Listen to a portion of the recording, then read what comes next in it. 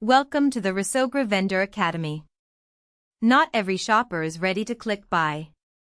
Some have a question first, and they would rather talk to a real person. When a customer taps the Request a Call button on your store, their name and number land right here, on your call requests page. Each one is a warm lead who already wants what you sell.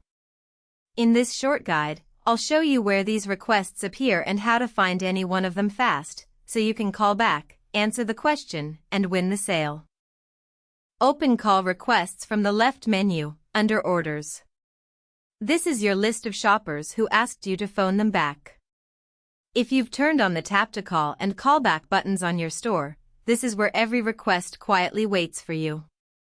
This is your requests inbox. Right now it says no data found, which simply means no one has asked for a call yet. As soon as a shopper requests one, a new row appears here with their name, their phone number, and the time they asked, newest at the top. Make it a habit to check this page every day. To find a specific person, use the search box on the right.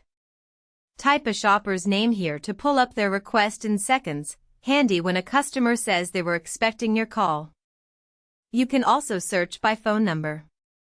If you have a missed call on your phone, paste the number here to match it to the right request, so you always know who you're calling and why. Need to narrow things down further?